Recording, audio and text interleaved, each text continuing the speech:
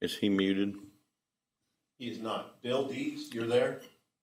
I'm here. Okay.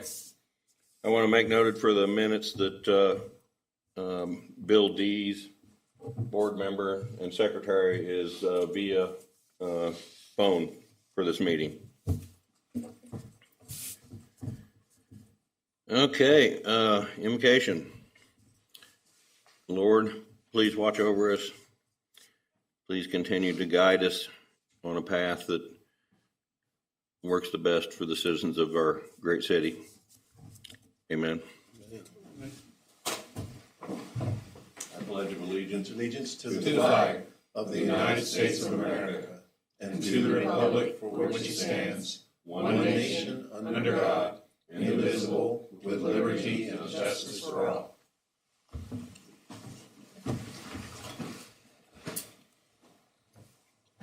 All right, I'm looking for a motion to approve the consent agenda, including minutes, payroll, and claims for March 21st, April 5th, March 25th, April 8th, and the claims for March. Go ahead. Motion to approve the consent agenda. Second. All in favor?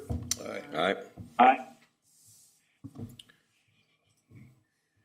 Since there's no audience here other than BPW, we'll move on to the regular reports. Thank you very much. I'll go first. Got a couple of things I'd like to talk about. Number one, legislature. We've got a lot of things going on down at the state capitol. Two in particular of interest. One is the Grain Belt Express. And this is what's going on is that there is some legislation that's trying to block its construction in the state of Missouri. We've had some things happen just today, which will be of great impact to us, where it's saying that the need to have additional generation provided to the citizens of Missouri, especially Hannibal, is most appropriate. And so if there's anybody out there, including yourselves, that would like to take and write to your state legislator, senators, and or representative that this is something that you would like to see happen, that at the benefit to our citizens is about $750,000 a year. That was estimated just a while ago. If we add the new capacity issues that are going to be, we'll discuss later on today, that number could be exceptionally larger than that. So the Grain Belt Express for us, for the future, is very, very, very valuable, and I'd like to see that that was expressed to our legislators, etc. Number two, the lead and copper rule.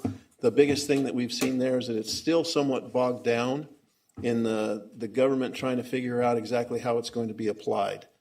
The last that we have heard, and this was about a week ago, is that we are going to be responsible to the tap.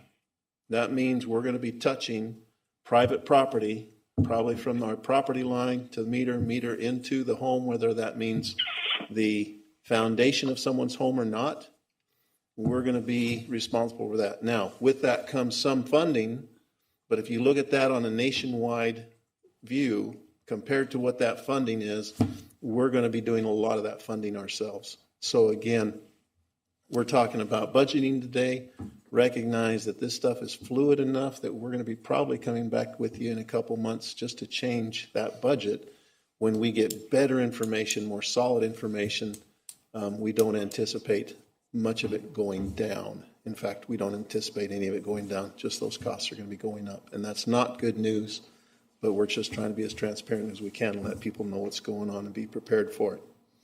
The next thing is another bit of legislation that's going on that with the Missouri Department of Natural Resources coming to us, they're working on what's called nutrient trade. Nutrient trade says that when we take our wastewater treatment plant, and it's an exceptional plant, but we still, while we pull 80% of the nitrogen and phosphates out of that water, it still has some of it going into the Mississippi. We're going to have to count every single pound of those nutrients that we're putting into that waterway, and we're going to have to offset it. We're either going to have to improve our treatment, or we're going to have to go somewhere into that watershed and remove that much nitrogen or phosphorus, or we end up paying for it Again, this is early in that rulemaking. I shouldn't say early. They've been working on it for a couple years. They're working at making the decision on how that's going to be applied. We have a consultant, Mr. Tony Boone, who's done a great job for us, representing us very well, getting those things defined very well. But again, this is a cost that is going to be coming to us. Again, bad news, costs are going to be going up. We're going to have to pay for that and fix that. We are aware of it. We're doing the best we can. We're involved in that process, and we're watching and monitoring it. I'm going to zip right over the stormwater. We're working with the city. They have passed their infrastructure funding tax, which is, we congratulate them on that. The next step is us, that we need to take and find a funding source for our stormwater responsibilities. The main thing we need to do is to define what our responsibilities are, what are the cities, so we can fully flesh that out. Carbon filter. I would like to, without him getting too big-headed, like to really recognize Matt Munslinger. He went down and he represented us very well at the Missouri Water Environment Association and AWWA, the American Water Works Association meeting, where he and a representative from Black and Veatch, they talked about our GAC, our granulated activated carbon filters, and where they are today versus what they were, when they were built, what were they supposed to perform at, how they were doing.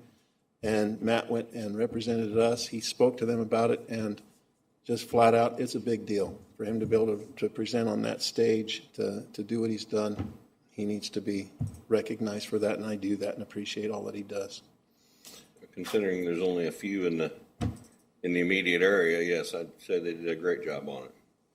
And his knowledge and influence there is felt in a very, very large circle, nationwide. Finally, here's some that was good news. Here's some more good news. We have received a certificate of excellence in reliability.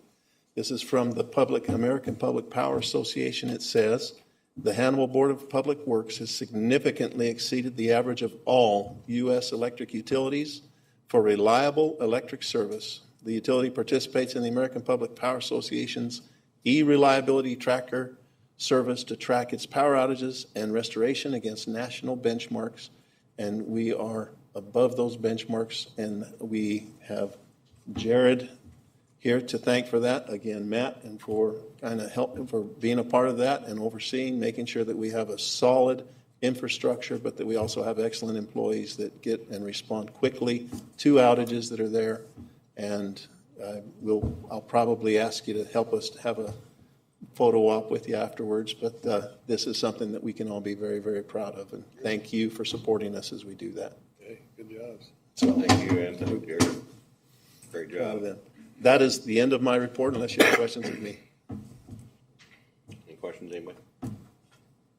Bill, any questions for Darren? No, I don't. I'm fine. Thank you. All right, we'll let Matt take over. All right, to kind of talk further what Darren and that reliability on the electric side, this past month we only had 4 outages. It's been, if you'll notice, back in February I think we had 6, and January was similar. So it's a product of what Jared's doing with the tree trimming. Started out in the Pioneer Village area of town. We're up in Surrey Hills right now. Even with as much wind as we've had today and the past few weeks, our outages are pretty limited, so the tree trimming is paying off. At the water plant, we're produced about 6 million gallons more out to the system this month than we did the previous 2 years, which is a good thing.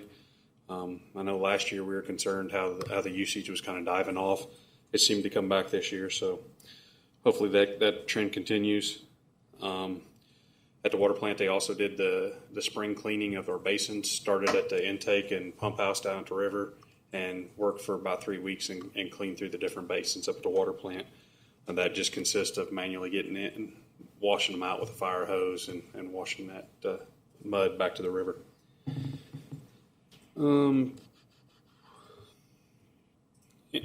Meter related, we're still working on our meter change out. Internally, we've had a few meetings over the last few weeks on how we can make that process move quicker. one thing that Matthew did put in his portion of this report is we were able to get all but one of the manual read meters changed out. Due to one reason or another, they couldn't get to an electric meter and get that information back to us. So they've been able to go out and get all those water modules changed so that they're now all but one reporting back here without sending a person out into the field. Everything else is pretty much business as usual. So if you have any questions, I'll be glad to answer. Very good. Any questions? I did have one. I noticed our water losses are up about 6% this month. Is that just a function of increased volume? That's something we're trying to put our hand on. Some reports we've found some discrepancy in some of the reporting that we've been getting as far as the information provided out of our software. We're working through that right now. We're also looking at bringing in an additional contractor that would go out and listen on different valves and hydrants during the nighttime hours, try to help pinpoint leaks. We've also, Paul and some of our business office staff has been auditing some of our top users just to make sure that what we're getting is the correct information. So it's something we are aware of and we're trying to pinpoint. Okay. Anything else? All right, Darren, or excuse me, Matt, you ready to move on projects? Back to the projects, I'll keep this pretty brief. Patchen Street, we know we got a problem with I&I, especially when we're coming out of a freeze in the springtime when that ground's frozen, water has nowhere to soak in. We hit a couple high alarms at the lift station. We didn't have any SSOs during the month of March in that area. We didn't have any known backups as far as I was made aware of. Engineers still working on our hydraulic analysis for the whole sewer system. They're putting in the finishing touches on that. They might come back and do some additional flow monitoring just to make sure that we get good data into that model that we can use for future developments. And then the big thing is, we're continuing to work on this Finn connection with Ameren. We've got all of our projects bid out with the exception of the labor to do the construction at Oakwood Substation. And we open bids this Thursday at 11 on that. So other than that, I think everything's on schedule to be here and on schedule to be completed by the end of the year. So Tough things are to get right now. That's a major accomplishment right there. I mean, if you think about it, we ordered a transformer, I think was at our last 2021 June board meeting is when we ordered a transformer. So. Very good. Any questions? None here. All right. Thank you. Thank you, Matt. Paul, your turn to barrel.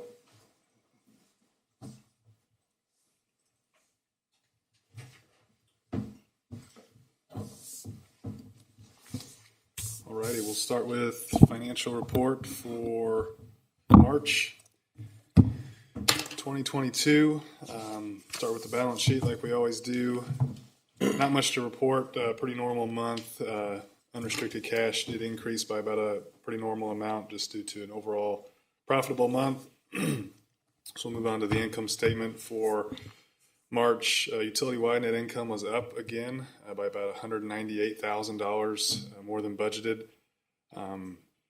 Primarily that was due to lower purchase power costs as well as lower operating expenses in the electric fund, which were down about 4% and 13% respectively. The water fund did perform slightly better than budget for the month, which we haven't seen for a few months in a row now. That was due to lower operating expenses. We didn't have any carbon materials that we needed to purchase this month, and so we had a good month there. And the sewer fund performed slightly worse than budget for the month due to slightly higher operating expenses. If we compare this month to last year, March of 2021, utility-wide net income was $851,000 more this year. If you recall, we had Winter Storm Uri in February of 21. Those extremely high purchase power bills came due in March, and so we paid them last March, and so we had a pretty dismal month financially last year. And so obviously this year so far has been much better. didn't have any Winter Storm Uris to worry about, and so purchase power overall was about $645,000 less this year than last. Revenues were also up slightly in the electric fund by about 3%, which equates to about $54,000. The water fund performed better by about $27,000 this year due to lower operating expenses, and the sewer fund was a little bit worse in the current year by about $39,000 due to lower revenues and higher expenses. Kilowatt hour sales for this month were about the same as they were a year ago. So year to date, we're now 9 months into fiscal year 2022, and utility-wide net operating income is about $1.4 million more than budgeted. Again, same story. The electric fund continues to drive that favorable variance. Look with me now on page 20. John and I had talked about this a little bit, but what we've done now is we're breaking out those Prairie State MISO credits separately from our overall purchase power. And so you can see, like we've been reporting every month, that purchase power year to date is up by almost $1 million. We are paying more in our daily or our hourly market cost for power. However, the Prairie State MISO credits are up a whole lot more than just their general purchase power. You can see the number there is about $4.5 million, and we had about $2.5 million budgeted for the credits. And so those Prairie State MISO credits directly offset our purchase power expenses. So just to put it in numbers, the purchase power year-to-date total is about 10.6%, or about $1.1 million less than budgeted year-to-date. So the water fund is about 30% behind budget due to operating expenses, which are about $153,000 over budget. Again, primarily that's due to the timing of when we purchased those materials for the carbon changeouts. And the sewer fund continues to track right along with budget. So no surprises in that fund. Next page on there is our year-to-date actual compared to the same time frame last year. Obviously, we're going to be doing a whole lot better this year than last. Like I mentioned, utility-wide net income is about 41% better than the same time period last year. Revenues are up just about 1%, and expenses are up as well, about 10%. But again, purchase power is about 14% less than it was a year ago. So in summary, the extremely high purchase power bills that we saw last year with Winter Storm Uri were paid in March, and so we have much better results this year for the electric fund. The water fund did have a slight uptick this month, which was a good sign after the last couple months. And the sewer fund continues to truck right along, very close to budget. Flip now down to page 22. We look at it every month, but about halfway down the page, we have our debt service coverage ratio. You can see there that the water fund did increase slightly from a 1.36 to a 1.4. So that was a good sign. We continue to monitor that just to make sure that it stays above our 1.25 requirement. So everything looks good there. Really the only other news I have to report on for my finance report is we closed on our electric financing today. So our certificate of participation lease did close this morning. And so those funds are now available for us to use. It came out to be just about $10.9 million. We do anticipate to use about 85, maybe even 90% of those funds by the end of this calendar year. So it'll go pretty quickly. And then anything that's left over will be used towards Indian Mounds, like we've talked about. But yeah, so I just wanted to thank everyone that had a hand in that. We appreciate everyone's efforts. Definitely our bond counsel and our financial advisor and all of the hands and help that they provided us. It was quite a long process, but we're happy to get it all done and then hopefully get construction started here in the next few months. But that's all I have for my finance report for March, unless anybody has any questions. No, it was good. Bill, are you good? No questions. Okay, Melissa? I would, Thank you, Matt. I'll add to you that when Paul very generously talks about that financing, he did a lion's share of the work there, and he really needs to be thanked for that. Well, thank you, Paul. Those efforts in getting that funding completed. Nice job. Thank you. Okay, let's talk budget then. Got a couple handouts that we'll get to up on the screen. But first, we'll start just with what you've got there in your board packet.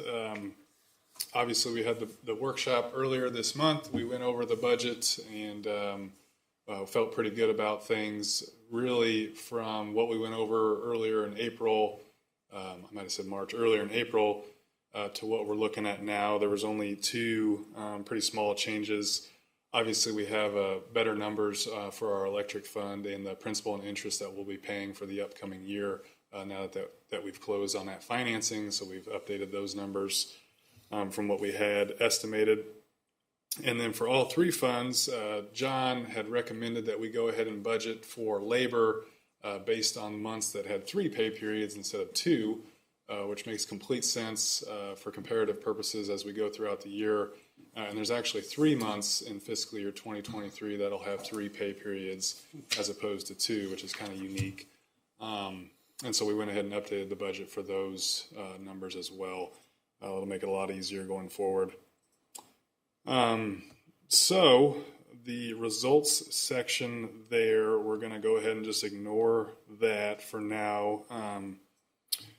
We touched on a lot of different items at the workshop, and we focused quite a bit on purchase power, and that's what we're going to look at here. And so a big piece of our budget, the largest piece, is our purchase power, like we've talked about. And that's kind of broken down into various components, one of which is our capacity, which basically is a requirement of MISO that you have to have enough power on hand to meet your load. And at all times, on the hottest day of the year or the coldest day of the year, you have to have enough power available to be able to meet that load. And so that's kind of where capacity comes into play. And historically, Hannibal has met that capacity requirement through a few different avenues.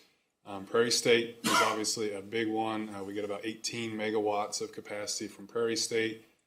The diesel generators provided us about 16 megawatts of capacity.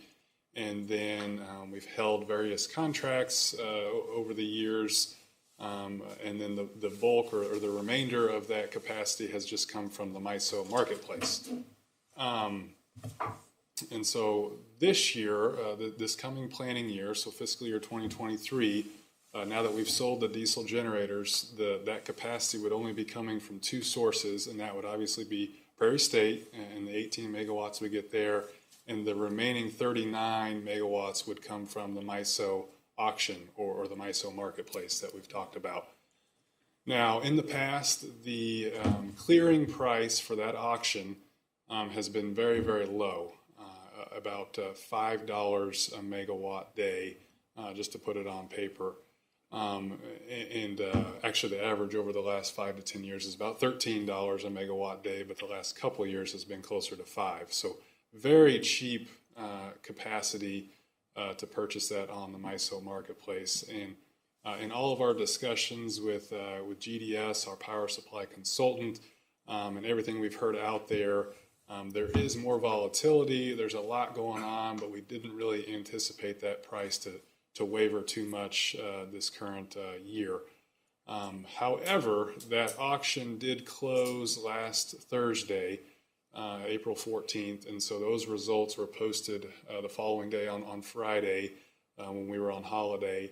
And you can see there up on the screen at what the price actually cleared at. And so basically what that means is those 39.7 megawatts that we're purchasing from the auction cleared at about $236.66 a megawatt day. So compare that to the $5 a megawatt day that we've paid over the last couple of years. It's quite a significant increase. Obviously, we're still digesting this. We're still putting numbers together. We're still making phone calls. We've already had a phone call with GDS and kind of just figuring out what some of our options are and what kind of what this actually means.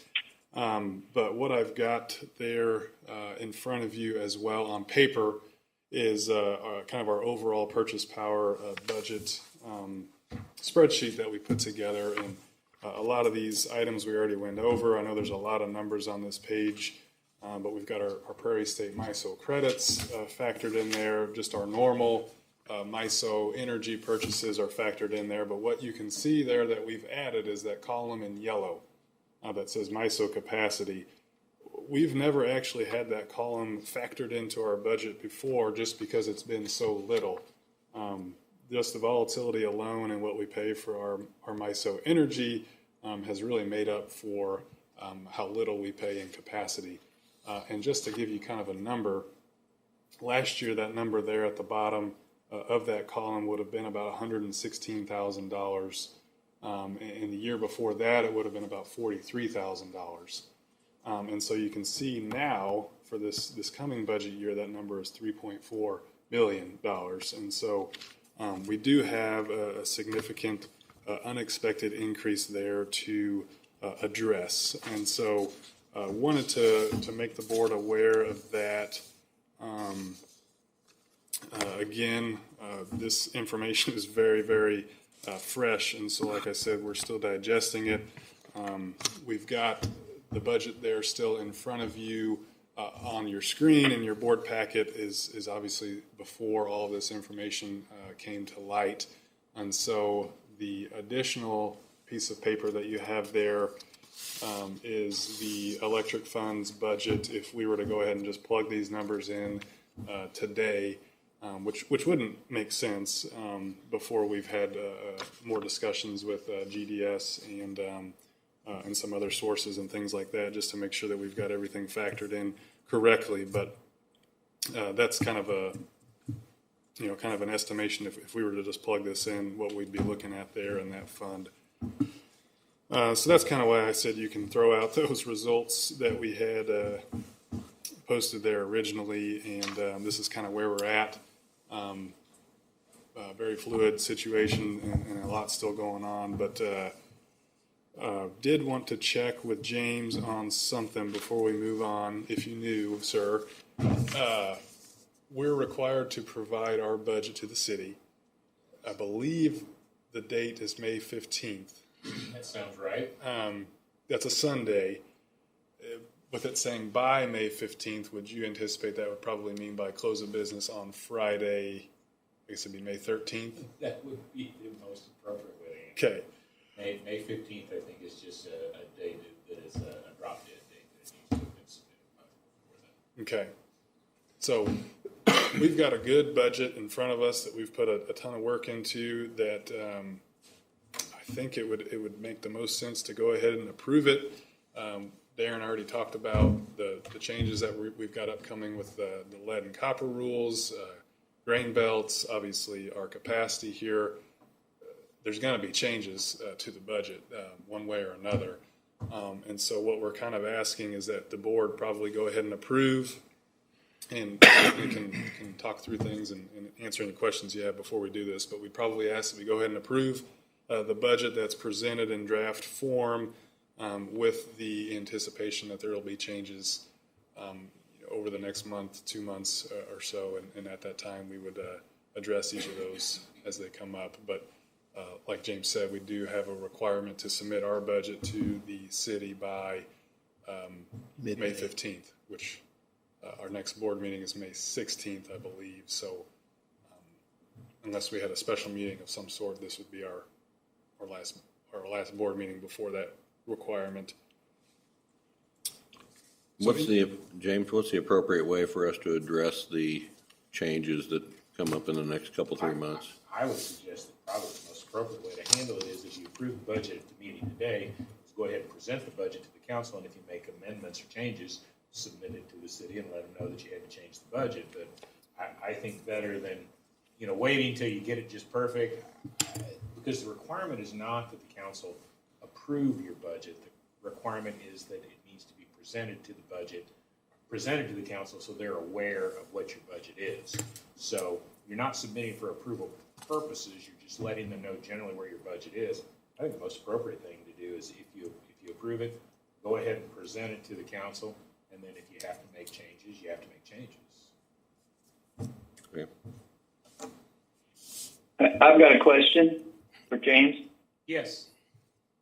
If we make those changes, do we make those changes as the year progresses, or do we wait to amend the budget towards the end of the fiscal year? I think that's a better question for your finance guy. I think from a legal standpoint, you can do whatever you want, so long as you do it publicly and you do it appropriately. But I mean, finance director, what's your thought? It's Paul, what are you comfortable with? the auditors are going to look at kind of whenever you've got a more reasonable than not determination that those expenses are going to be incurred.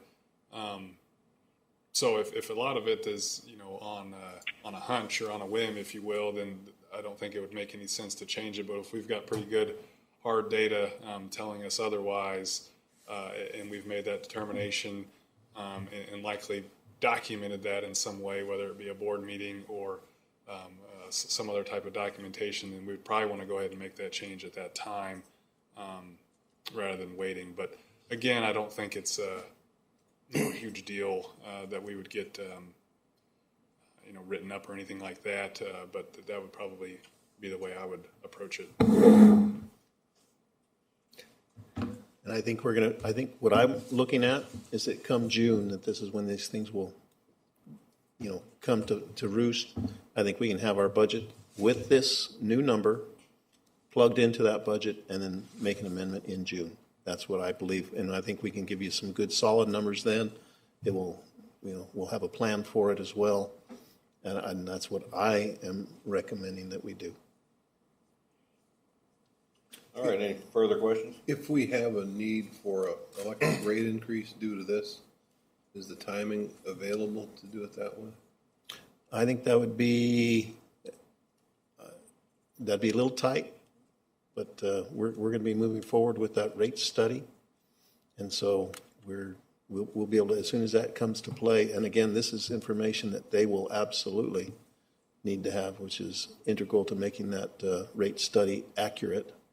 And we'll be able to present that to you. Is there always a public hearing with rate increases? There is. And I believe by either charter or by our own rules, we have to actually have a hearing between 30 and 15 days, have it announced, and then we can move forward with that. So yes, there's a rule saying that we must. By charter and by statute, actually. Okay, thank you. It'd be a great chance to make public the reasons why and You all bet. the details. Yeah. That's the only way that makes sense. What you're talking about is just go with what we have and amend it as we find out what the facts is. Any further questions or comments? I'm fine. Melissa? Nope, I'm good, thank you. All right. Do I have a motion to approve the budget as currently planned? So moved. Second. All in favor? Aye. Aye. Aye. We don't need to have a roll call for that, do we, Gene? No, Okay. not normally. Thank you. You can do one if you like, though. No, thank you. All right. Alrighty, thank you. Thanks, Paul. Yes, thank you, Paul, for all that great news. We know it's not on your head. All right, James, it's time for your comments. I have no comments today. Thank you. Any general discussion? All right. Bill, do you want to read it or you want me to? I can do that. Pursuant to motion to go into closed session, pursuant to section 610.0211 of the Missouri Sunshine Law, the meeting shall convene in closed session to discuss litigation. Those to attend are, someone will have to list that. Matt Munslinger, Paul Trenhale, myself, and Courtney.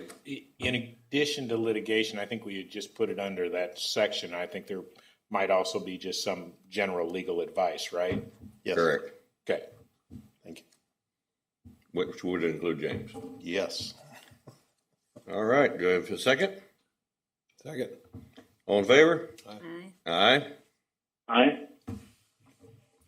Okay, we'll move into closed session.